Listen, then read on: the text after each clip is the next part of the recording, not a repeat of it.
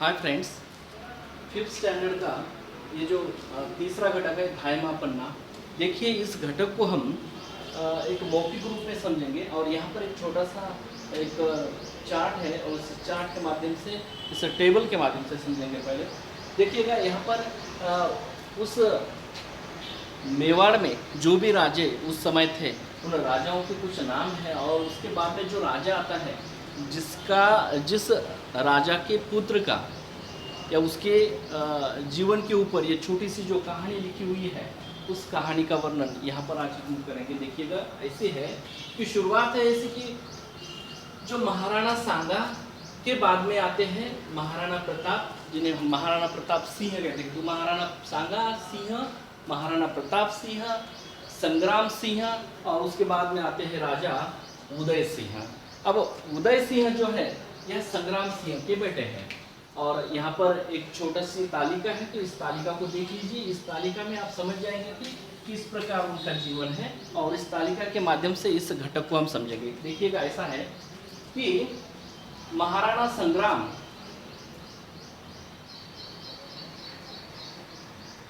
इनके दो बेटे हैं। पहला है, बड़ा पुत्र है विक्रमादित्य और दूसरा पुत्र है उदय सिंह। यह 6 वर्ष का उस समय की यह कहानी या फिर कथा है। महाराणा संग्राम की सेविका है धायमा पन्ना और हालांकि हमारे इस घटक का नाम ही है धायमा पन्ना। तो धायमा पन्ना का मतलब क्या है, ये समझने में थोड़ी सी दिक्कत होती है बच्चों के लिए कि क्या है धायमा और पन्ना क्या है। पन्ना तो हम पेज को भी कहते हैं हिंदी में पन्ना। तो देखिएगा, यहाँ पर ऐसा है कि धायमा का अर्थ होता है, जब हम कहते हैं ना मराठी में दाई माँ, हिंदी में भी कहते हैं दाई माँ, लेकिन धाई यह जो शब्द है यह मेवाती भाषा का है। मेवाती, यह मालवानी मेवाती भाषा जो है मेवाड़ में उस समय बोली जाती थी और मेवाड़ जो है राजस्थान में ही आता है, राजस्थान ही राज्य है और मेवाड़ के अंतर्गत आता है यह चित्तौड़। तो यह जो चित्तौड़ में धाई का मतलब होता है दाई और माँ का मतलब होता है माँ, ठीक है। तो धाई माँ मतलब दाई माँ और उस दाई माँ का अर्थात धायमा का नाम था पन्ना, है ना। उस औरत का नाम था पन्ना। अब समझ में आया होगा कि इस चैप्टर का जो नेम है तो इस प्रकार रखा गया है। और पन्ना हम किसे कहेंगे, पन्ना अर्थात उस स्त्री का नाम और उस स्त्री को दाईमा ऐसा बोला गया है। तो दाईमा क्यों, दाईमा किस स्त्री को बोलते हैं कि जो स्त्री किसी बच्चे का लालन पालन करती है, और इतना ही नहीं बल्कि उसके जन्म से लेकर उसके बड़े होने तक उसकी खातिरदारी का पूरी जिम्मेदारी उस पर होती है, वह दायमा होती है ना। तो देखिएगा, महाराणा संग्राम के राज्य में वह जो सेविका है उनकी, वह है पन्ना नाम की। तो उसे दायमा, यह अर्थात दाईमा इसे इसलिए कहा गया क्योंकि उनका जो छोटा पुत्र है उदय सिंह और इसका लालन पालन करना और या अन्य उसकी जिम्मेदारियां इस दायमा पर थी। और महाराणा संग्राम के बड़े पुत्र विक्रमादित्य, यह बड़ा पुत्र है विक्रमादित्य और दूसरा पुत्र यह उदय सिंह। अब बात यहाँ पर आपको समझ में आई होगी कि महाराणा प्रताप, इनके 2 बेटे विक्रमादित्य और उदय सिंह। हालांकि उदय सिंह को संभालने के लिए यह धायमा पन्ना और उदय सिंह छोटा है इसलिए उसका संरक्षक यानी कि उसको संरक्षण देने वाले उसका नाम है बनवीर। इस प्रकार के पात्र आपकी इस कहानी में है। तो अब हम देखेंगे कि कहानी की शुरुआत कैसी है। शुरुआत ऐसी है कि बड़ा पुत्र, यह महाराणा संग्राम के बाद में गद्दी पर बैठा हुआ बड़ा पुत्र विक्रमादित्य बहुत ही धूर्त निकला। वह अपने ही राज्य में बगावत कर लेता है और इसलिए विक्रमादित्य को वहाँ की प्रजा राजा के रूप में स्वीकार नहीं करती। हालांकि उसे राज्य के पद से निकाल दिया जाता है और यह उसको अपमान सहन नहीं होता विक्रमादित्य को।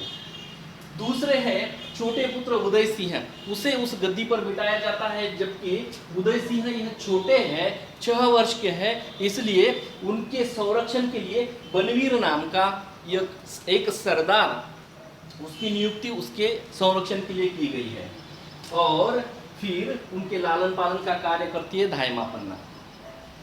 बड़ा पुत्र, ये जो बनवीर है बनवीर उदय सिंह का संरक्षक तो है, लेकिन बनवीर के मन में एक विचार आता है कि क्यों न इस छोटे बच्चे को मैं मार डालूं, यानी कि खत्म कर दूं। इस छोटे बच्चे को खत्म करने के बाद में मैं ही इस गद्दी पर राजा बनकर रहूंगा और ये जो बड़ा पुत्र है उसका भी खात्मा कर दूंगा। अर्थात बनवीर के मन में लालच आता है इस राज्य के बारे में, इस राजगद्दी के बारे में, और इन दोनों पुत्रों को मारने की ठान लेता है। होता है यह कि विक्रमादित्य को वो पहले मार देता है बनवीर। विक्रमादित्य को मारने के बाद उदय सिंह के पीछे लग जाता है और उदय सिंह को मारने के लिए कुछ वो जो क्या कहते हैं उसे कि एक उनका एक जाल बिठाता है, किस प्रकार मारना है उसे।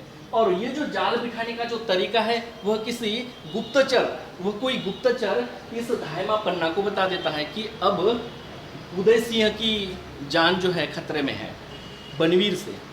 तो फिर धायमा पन्ना को बुरा लगता है और धायमा पन्ना को एक छोटा बेटा होता है और वह बेटा इस उदय सिंह की उम्र का होता है। तो जब धायमा को पता चलता है कि बनवीर अब आ रहा है इस उदय सिंह के कक्ष की ओर, तो धायमा पन्ना उदय सिंह को किसी एक जो जिम्मेदार व्यक्ति होता है और उसके बहुत ही करीबी व्यक्ति होता है, ऐसे व्यक्ति के साथ में उदय सिंह को भेज देती है कहीं इस राज्य के बाहर दूसरे वाले राज्य में। और यहाँ पर उदय सिंह के उस कक्ष में उदय सिंह के कपड़े और जेवर को पहनवा कर अपने बेटे को उस वहाँ पर उसके गद्दी पर उसके उस जहाँ पर वो सोता है उसके कक्ष में वहाँ पर सुला देती है। रात के समय पर बनवीर आता है और उदय सिंह के कक्ष में वो जो सोया हुआ बेटा उस धायमा पन्ना का था। धायमा पन्ना ने हालांकि यह जो निर्णय लिया था वह निर्णय अपने हृदय पर पत्थर रख कर लिया था कि अपने बेटे का बलिदान देना, इसलिए कि यहाँ पे जो राजवंश को बनाए रखने के लिए, राजवंश यहाँ पर खत्म हो सकता था जब ये कि हालांकि ये छोटे बच्चे थे और उनके बाद में कोई भी राजा का वंश आगे नहीं चलता था और यह परिस्थिति उत्पन्न ना हो जाए, इसलिए ये जो धायमा पन्ना है अपने बेटे को इस उदय सिंह के कक्ष में सुला देती है। अब अपने बेटे को इस उदय सिंह के वस्त्र और अलंकार सब पहनाकर सुलाने के बाद में जब बनवीर आता है उस तलवार को लेकर और देखता है कि इसके कक्ष में वो जो उदय सिंह है वो सोए हुए हैं, ऐसा उसे लगता है। और जबकि धायमा पन्ना उसे देख लेती है तो धायमा पन्ना को वह जोर जबरदस्ती से बाहर निकालता है और कहता है कि उदय सिंह कहाँ सोया हुआ है। फिर भी वो पूछता है तो वो बता देती है कि ये उदय सिंह ही है। वो जाता है और उस बच्चे को मार डालता है, तलवार से उसे खत्म कर देता है। हालांकि वह था धायमा पन्ना का बेटा। धायमा पन्ना को बहुत बुरा लगा, वो रोने लगती है और वह बनवीर जाते समय धायमा पन्ना को बोलता है कि इस बेटे को अर्थात इस उदय सिंह के टुकड़े को उठाकर नदी में फेंक देना और ऐसे यहाँ से इस प्रकार निकल जाना कि मेरे सामने कभी भी ना दिखना। इस प्रकार का एक उस पर दबाव डालकर वो वहाँ से चला जाता है और धायमा पन्ना भी चली जाती है।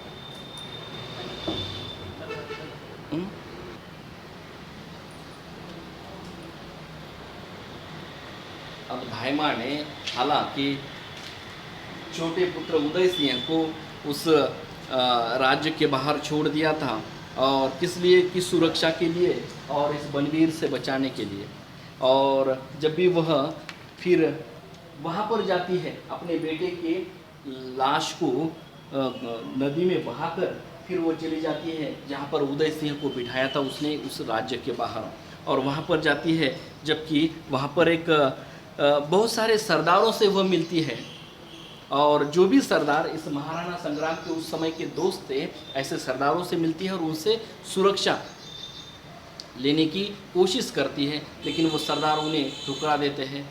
इस उदय सिंह को सुरक्षा देने के लिए वो आगे नहीं आते, जबकि उसमें से एक जो सरदार है और उनका नाम इसमें दिया गया है वह है आशा शाह नाम के सरदार। वह आशा शाह नाम के सरदार इस धायमा पन्ना और इस उदय सिंह दोनों को भी सुरक्षा देने की सोचते हैं और इतना ही नहीं बल्कि वो हाँ में हामी भर देते हैं और हाँ कहते हैं।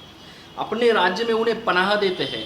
धायमा पन्ना को और उस उदय सिंह अर्थात राणा संग्राम के बेटे को उदय सिंह को, इन दोनों को, उदय सिंह और धायमा पन्ना, उन दोनों को भी पनाह देने के बाद में कुछ वर्ष तक वे अपने ही राज्य में उनको रखते हैं। और जब ये उदय सिंह बड़ा होता है तब मात्र उदय सिंह अपने इस चित्तौड़ की तरफ आ जाता है, जहाँ पर अपने पिताजी की यह राजगद्दी थी महाराणा संग्राम की, और उस दरबार में आकर उस राजगद्दी को हथिया लेता है, अपना लेता है। इस प्रकार एक छोटा सा यह घटक है धायमा पन्ना का, यानी कि दाई माँ।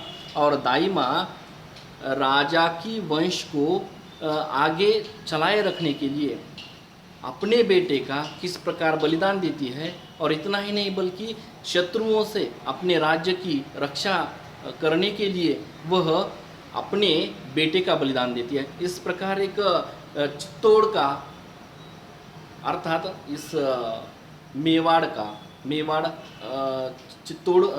जो है, मेवाड़ में ही चित्तौड़ आता है।